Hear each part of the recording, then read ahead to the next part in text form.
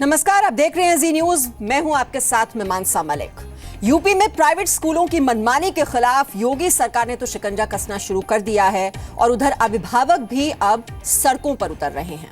आज सुबह से ही हम प्राइवेट स्कूलों की मनमानी के खिलाफ पेरेंट्स की आवाज आपके सामने रख रहे हैं। इस खास शो में भी यूपी के 8 शहरों से हमारे साथ हमारे रिपोर्टर मौजूद रहेंगे। इसके अलावा कुछ खास मेहमान भी हमारे साथ होंगे। तो अगले 1 घंटे तक हम विस्तार से प्राइवेट स्कूलों के फीस वाले इस टॉर्चर और उसके समाधान के बारे में बात करेंगे। लेकिन पहले आपको यह जानना भी यहां बेहद जरूरी है कि आखिर ये फीस वाला टॉर्चर है क्या। ये समझिए इस रिपोर्ट में।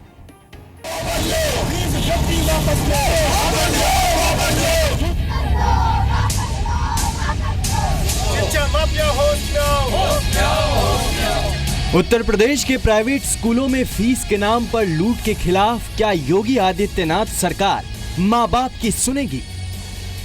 प्रदेश गवर्नमेंट माननीय मुख्यमंत्री योगी जी से कि ये मनमाना जो कॉन्वेंट स्कूल फीस बढ़ा रहे हैं इसमें लगाम लगना चाहिए। जब फीस देखते हैं तो 25 से 30% बढ़ी हुई है। मैनेजमेंट से हमने विरोध किया, मैनेजमेंट को अपनी मांग रखी कि आप फीस को मत बढ़ाएं, तो मैनेजमेंट ने हमें जवाब दिया नई बिल्डिंग खरीदी है, नई जमीन खरीदी है, हमें रिसोर्सेज चाहिए। स्कूल के नाम पर पूरी दुकान चलाई जा रही है। पहले हम लोग की फीस 2200 थी, अब 3200 हो गया है।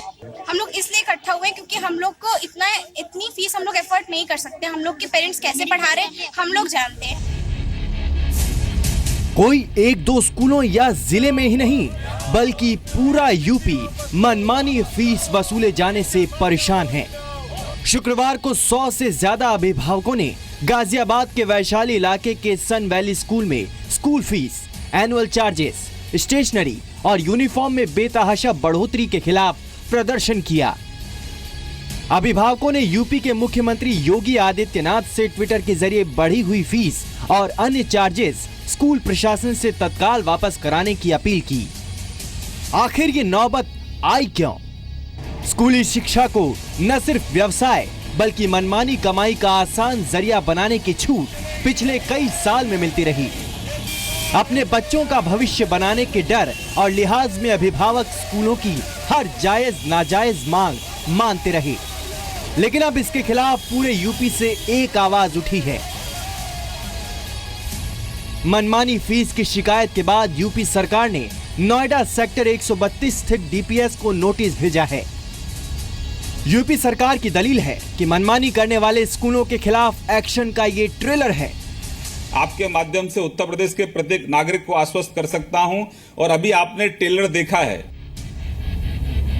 यूपी सरकार ने फीस की लूट मचाने वाले प्राइवेट स्कूलों पर नकेल कसने के लिए ड्राफ्ट भी तैयार किया है और जनता के सुझाव के लिए इसे सेकेंडरी एजुकेशन की वेबसाइट पर भी अपलोड किया है। अब हर साल 25% फीस बढ़ा देंगे। हर साल आप एक साल एडमिशन होगा, अगले साल फिर आपको एडमिशन कराना पड़ेगा, उसकी अलग से फीस देनी पड़ेगी। ये थोड़ा सी चीज अच्छी नहीं है और मैंने निवेदन किया है क्योंकि मेरा काम पहले निवेदन करना है और मैंने निजी क्षेत्र के स्कूलों से कहा है कि ये उत्तर प्रदेश बदल गया है। ये गलत हो रहा है, जो गलत हो रहा है उसको सही करेंगे। मगर जब सही करेंगे तो उसके लिए कोई जो कहते हैं नी जर्क रिएक्शन नहीं होना चाहिए। उसकी एक पॉलिसी डिसीजन होता है, पॉलिसी के साथ कानूनी पहलू भी होते हैं। उन सबको देखते हुए हम उसको लागू करेंगे और जल्द करेंगे। यूपी में शिक्षा विभाग की एक कमेटी भी प्राइवेट स्कूलों से जुड़े ड्राफ्ट का अध्ययन करेगी। कमेटी पंजाब और गुजरात में इसी तरह के नियमों को ध्यान में रखकर अपने सुझाव देगी। दिल्ली में ब्रह्म प्रकाश दुबे के साथ अमित प्रकाश, जी मीडिया, लखनऊ। और स्कूलों की जो मनमानी है यूपी के किसी एक शहर की बात नहीं है। शहर कोई भी हो, स्कूल कोई भी हो, हर जगह फीस और पैसों को लेकर एक ही रवैया है। कभी ट्यूशन फीस के नाम पर तो कभी डेवलपमेंट फीस के नाम पर बच्चों के माता पिता से मोटी रकम वसूली जाती है।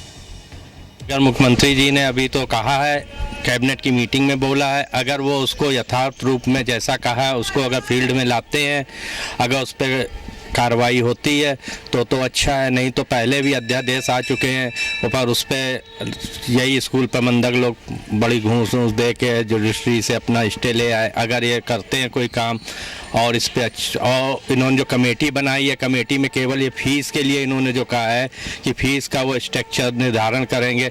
इसके अलावा स्कूल वाले कई चीज़ों से अलग अलग मदों से पैसा लेते हैं, जिस पे कंट्रोल ये कैसे करेंगे इस सब पे। पिछले साल फातिमा कॉन्वेंट स्कूल में, जो कि पिछले साल ही सीबीएसई बोर्ड उनको दिया गया है, उससे पहले भी वो सीबीएसई नॉर्म्स के अनुसार बच्चों से फीस लेते रहे हैं।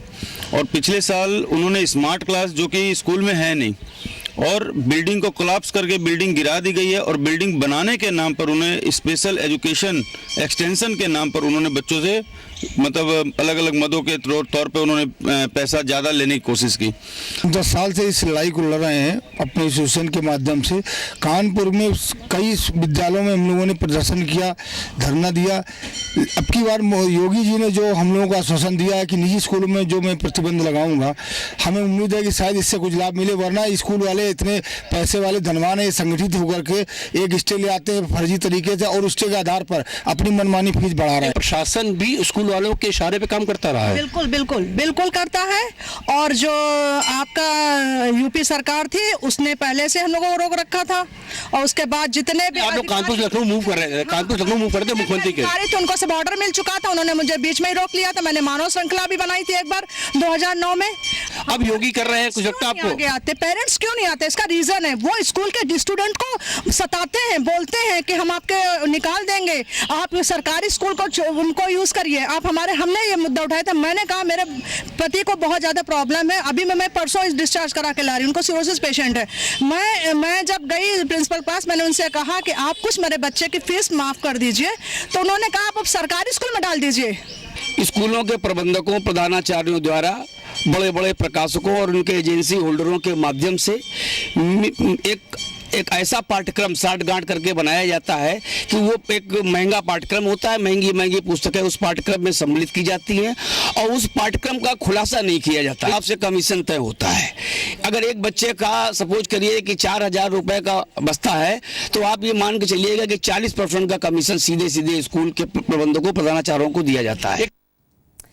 तो ये हमारे संवाददाता की रिपोर्ट्स आप देख ही रहे हैं अलग अलग शहरों से, और किस तरह से स्कूलों की जो मनमानी जारी है उसको लेकर अभिभावक कितने परेशान हैं आप लगातार देख रहे हैं। और इस वक्त हमारे साथ हमारे रिपोर्टर्स भी अलग अलग इलाकों से जुड़ रहे हैं। गाजियाबाद से राजू राज इस वक्त हमारे साथ हैं, वाराणसी से अमित सिंह हमारे साथ हैं, समाजवादी पार्टी के प्रवक्ता अशोक देव इस वक्त हमारे साथ जुड़े हुए हैं, बीजेपी की प्रवक्ता अनिला सिंह हमारे साथ यहां पर स्टूडियोज में मौजूद हैं, और साथ ही गाजियाबाद पेरेंट्स एसोसिएशन के अध्यक्ष अतुल श्रीवास्तव भी इस चर्चा में हमारे साथ शामिल होंगे। तो ये 1 घंटे तक हम लगातार ये चर्चा करें, और ये जो हमारी मुहिम है, ये जो कैंपेन है, इसकी शुरुआत हमने कल से की थी, और आज भी लगातार जो अभिभावक जिस परेशानी से जूझ रहे हैं वो हम आप तक पहुंचाने की कोशिश कर रहे हैं, और किस तरह से समस्या का समाधान निकाला जा सकता है उसकी कोशिश हमारी लगातार जारी है। सबसे पहले हम अपने रिपोर्टर्स के पास चलते हैं। राजू राज इस वक्त गाजियाबाद से हमारे साथ हैं। गाजियाबाद राजू, हम लगातार सुन रहे हैं अभिभावकों की परेशानी। गाजियाबाद से आपके पास क्या है रिपोर्ट? अभिभावक कितने सालों से लड़ाई लड़ रहे हैं, और स्कूलों की मनमानी जो ये टॉर्चर हो रहा है अभिभावकों का, उससे कितने परेशान? देखिए मीमांसा, जो अभिभावकों की परेशानी है वो लगातार कई सालों से उठाया जा रहा है, लेकिन इसका क्या सॉल्यूशन होना चाहिए? जिस तरीके से सीएम योगी आदित्यनाथ ने कुछ मुद्दों को उठाया, नकेल कसने की बात कही, अभिभावक का क्या डिमांड है जिसके तहत कुछ नियम बने, कानून बने, और एक सख्त कानून बने स्कूलों पर नकेल कसने के लिए? आप बताइए सर, कई कानून की आप बात कर रहे थे, कुछ पॉइंटर्स हैं, क्या सुझाव होना चाहिए जो वो बने और आप लोगों की जो परेशानी हो वो दूर हो? देखिए, पहले तो मैं ये कहना चाहूँगा कि ये जो अभी नया ऑर्डिनेंस का ड्राफ्ट आया हुआ है जो ऑनलाइन है इस समय, उत्तर प्रदेश विद्यालय माध्यमिक शिक्षा विनियमन विधेयक, इसमें पेरेंट्स की कोई से नहीं है। इसमें एक कमेटी का गठन का प्रावधान है जिसमें एक रिटायर्ड जज और ब्यूरोक्रेट्स ये सब मिलके कमेटी बनेगी, जिसके सामने स्कूल अपना पक्ष रखेगा कि फ़ीस कितनी आपने डिसाइड करनी है, और उनके फैसले के बाद 30 दिन के बाद फिर स्कूल ऑब्जेक्शन करेगा। तो इसमें जो अभिभावक हैं उनसे कोई कुछ नहीं पूछा जाएगा। मैं चाहता ही हूँ कि इसमें ये प्रावधान किया जाए कि पेरेंट्स की एसोसिएशन जो है, जो स्कूल स्पॉन्सर्ड ना हो एटलीस्ट, वो भी आके उनकी बात भी सुनी जाए, नंबर 1। नंबर 2, जो एनुअल चार्जेस स्कूल ले रहे हैं जो कि इलीगल है, उसको हमेशा के लिए हटाया जाए, और जो आज तक लिए गए उसको वापस किया जाए ब्याज समेत। नंबर 2, स्कूल फीस, जो ट्यूशन फी बढ़ाने की बात होती है, स्कूल ट्यूशन फीस सिर्फ 3 साल में एक बार 10% से ज़्यादा ना बढ़ाई जाए, वो भी अभिभावकों की सहमति लेने के बाद। ट्रांसपोर्टेशन चार्जेस, आपके जो भी आपके ईंधन को लेके जो दाम बढ़ते हैं उसके हिसाब से ही बढ़ाया जाए, मनमाने ट्रांसपोर्टेशन चार्जेस भी ना बढ़ाया जाए। स्कूल अपने प्रांगण के अंदर किताब, कॉपियों और वर्दियों की दुकानें ना खोलें, और ना ही जो दूसरी किताबें हैं, सीबीएसई एनसीईआरटी के अलावा जो किताबें हैं उनको अभिभावकों पर ला दें। अगर बच्चा एक आपका स्कूल क्लास पास करके आगे बढ़ गया तो पीछे वाला जो बच्चा है वो अपने बड़े भाई की या बड़ी बहन की किताबें पढ़ सके, ऐसा प्रावधान भी हो, उसको इम्पोज ना किया जाए कि आप दोबारा किताब खरीदिए। तो ये बहुत सारी चीजें हैं। इसके अलावा ये आप मीमांसा सुन सकती हैं, ये डिमांड है पेरेंट्स की ओर से। किस मत पे कितना पैसा लिया जाता, कब कब क्या लिया जाता, वो भी जानने की कोशिश करते हैं। बताइए कि किस किस मत पे पैसा लिया जाता है और कब कब क्या क्या लिया जाता है। देखिए, सबसे पहले क्या है, एनुअल चार्जेस के नाम पर। और इस वक्त हमारे साथ समाजवादी पार्टी के प्रवक्ता अशोक देव जी हैं। अशोक जी, आप सुन रहे हैं अभिभावक कितने परेशान हैं, और जो ये लड़ाई है ये पिछले कई सालों से लड़ी जा रही है। ऐसे हालात, ऐसी नौबत आखिरकार आई है क्यों?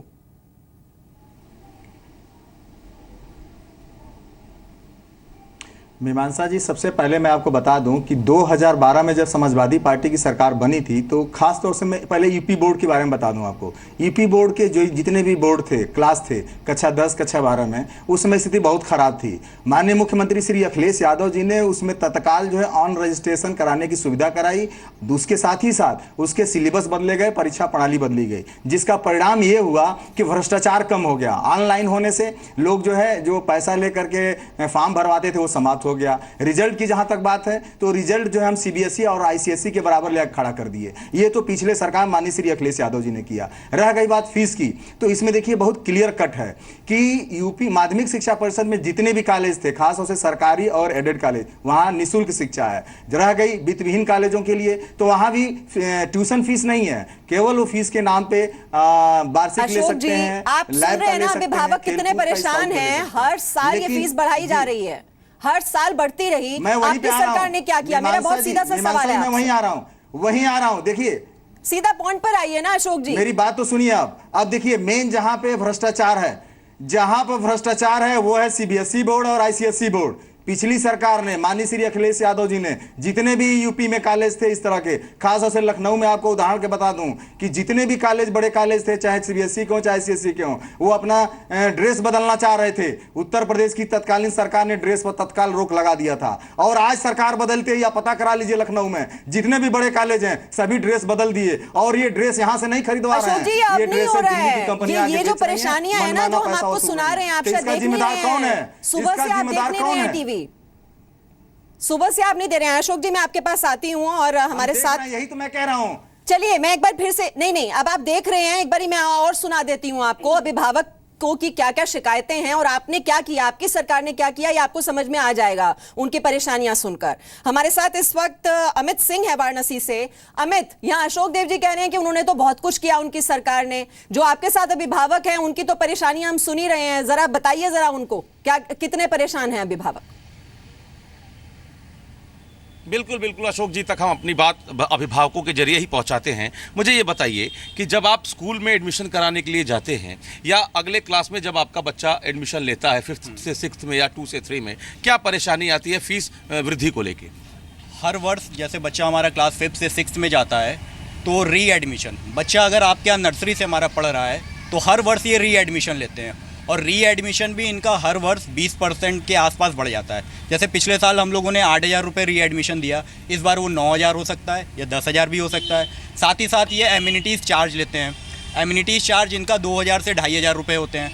वो 2,000-2,500 रुपये में ये बोलते हैं कि हम आपके बच्चों को RO का वाटर सप्लाई करते हैं, मेडिकल फैसिलिटीज़ प्रोवाइड करते हैं, लेकिन ऐसा कुछ नहीं होता है। कुल कितना खर्च पड़ता है एक क्लास से दूसरे क्लास में जाने में? अगर मैं अप्रैल की बात करूँ, मार्च बीता है, हम लोग नए सत्र में आते हैं, तो अप्रैल में हर अभिभावक को 20 से 30,000 के आसपास देना पड़ता है। मुझे ये बताइए, ये लंबे अरसे से ये चल रहा है, शिक्षा का व्यवसायीकरण हुए लंबा अरसा हो गया, अब तो लूट हो रही है सीधे सीधे।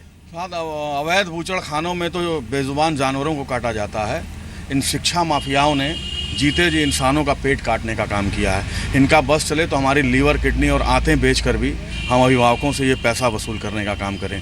और इनके ऊपर तो ये बच्चों को प्रताड़ित करते हैं। अगर कोई अभिभावक टाइम से फीस नहीं जमा कर पाया तो ये बच्चे को बेइज्जत करने का काम करते हैं, जिससे बच्चा डिप्रेशन में आता है।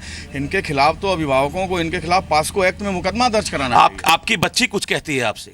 हमारी बच्ची ये कहती है कि मम्मी जब इतना स्कूल फीस देना पड़ता है पापा को, पापा नहीं दे पाते हैं, तो हमको उस स्कूल से निकाल दीजिए, हमको गवर्नमेंट स्कूल में डाल दीजिए।